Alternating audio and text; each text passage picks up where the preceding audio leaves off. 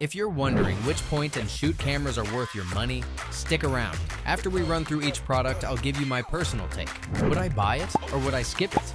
No fluff, just my honest opinion. Let's get into it. Leica Deluxe 8. This thing has a gorgeous 75mm zoom lens that's brighter than my future, but the JPEG colors are duller than watching paint dry on a rainy Tuesday. The manual controls are more engaging than my last relationship, though the minimal hand grip makes it slippery as a greased penguin. And you'll need to shell out 270 Australian dollars just for a decent handle. Would I buy it? Maybe. It's got that Leica charm, but feels like paying premium prices for a camera that forgot how to make colors pop. Fujifilm X100X.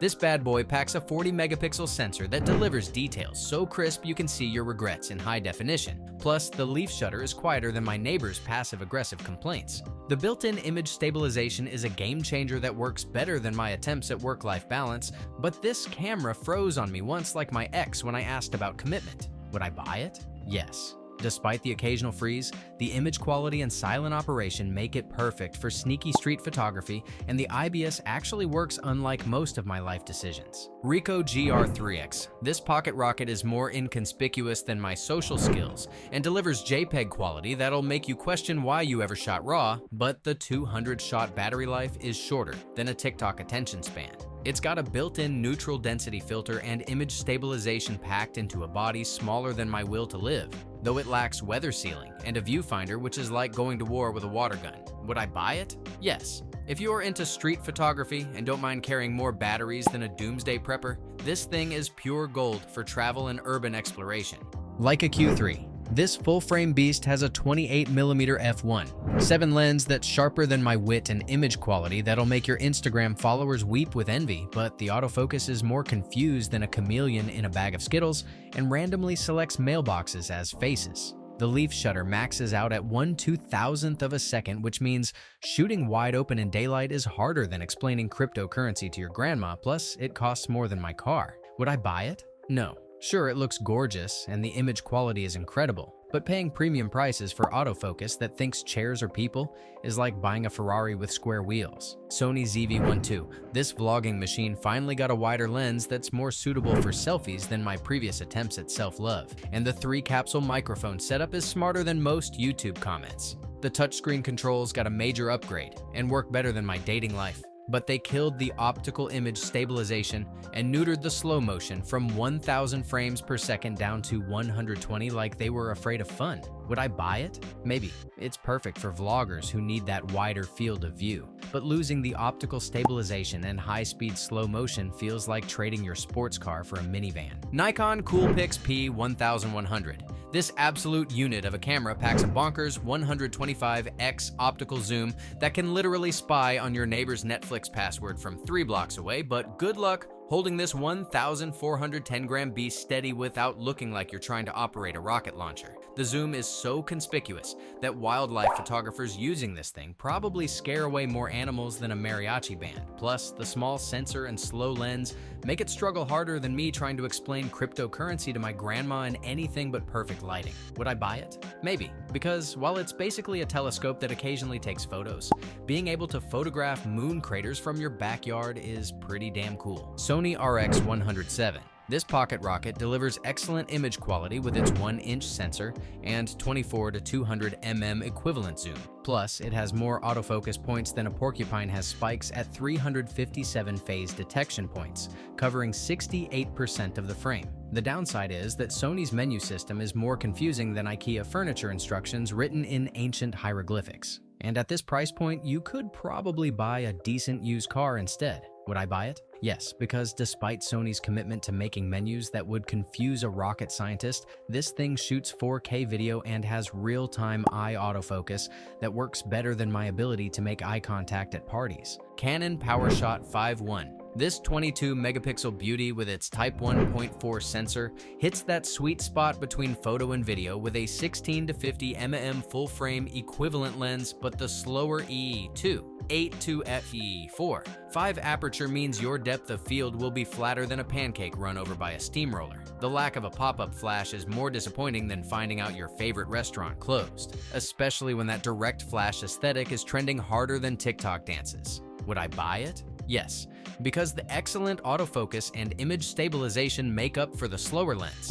Plus, it weighs only 15 ounces, which is lighter than my emotional baggage. Canon PowerShot 510. This quirky little cube shoots 20 megapixel JPEG-only stills with its 1-inch sensor and ultra-wide lens that's sharper than my wit on a good day, but the lack of RAW format support means your post-processing options are more limited than a vegetarian at a barbecue competition. The 4K video up to 30 frames per second is solid for vlogging, but the ultra-wide lens creates more barrel distortion than a funhouse mirror, though Canon's processing does minimize it like a good therapist minimizes your problems. Would I buy it? Maybe, because while it's perfect for content creators who want something different, the JPEG-only limitation makes it feel like buying a sports car that only goes in first gear. OM System TU TG7.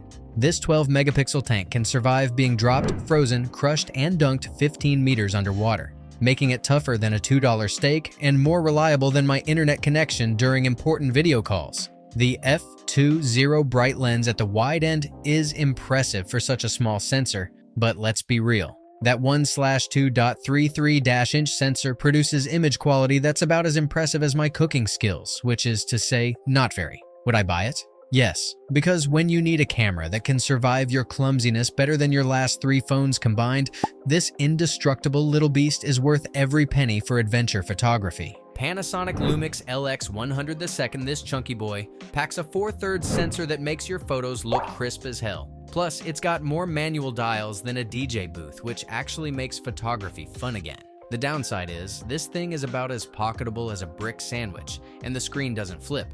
So good luck taking selfies without looking like you're playing Twister with a camera. Would I buy it? Maybe. It's like dating someone who's really smart but refuses to use GPS. Frustrating, but worth it for the right person. Fujifilm X100. This little digital film camera wannabe gives you all of Fujifilm's film simulations in one device, making your photos look vintage without the hassle of actually buying expired film from sketchy eBay sellers. But here's the kicker. No RAW files whatsoever, so your images are basically pre-seasoned like a gas station hot dog, and the autofocus system is more simplified than a toddler's coloring book. Would I buy it? No. Paying premium prices for a camera that won't let me edit my photos properly is like buying a sports car with the engine locked. Canon PowerShot G7X Mark III. This compact beast can flip its screen to face you for vlogging and has outstanding portability. Plus, it shoots 4000 video without crop, which is pretty damn impressive for something this small. However, this camera has more overheating issues than a gaming laptop from 2010, frequently shutting down mid-shoot like it's having an existential crisis. Would I buy it? Maybe. It's perfect if you want a camera that works great for exactly 20 minutes before needing a nap. Panasonic Lumix ZS99. This pocket rocket gives you an insane 30 times optical zoom that goes from 24 to 720 millimeters, basically turning you into a paparazzi superhero who can spy on birds from 3 blocks away. The trade-off is image quality that's about as impressive as a potato in low light. And without a viewfinder, you're stuck squinting at the back screen like you're trying to read fine print. Would I buy it? Yes. Sometimes you need that ridiculous zoom more than you need pixel-perfect quality, especially when you're trying to photograph your neighbor's cat without being weird about it. Ricoh GR3. This street photography legend delivers stunning image quality from its APS-C sensor in a body smaller than most smartphones. Plus, it has built-in neutral density filters and snap focus that works like magic.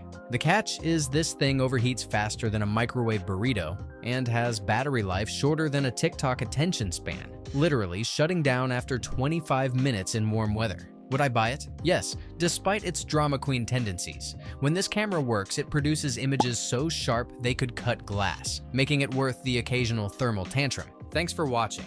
I hope this video helped you pick the point and shoot cameras for you. If you have any questions, drop a comment below. Links to all of these products mentioned in this video will be in the description.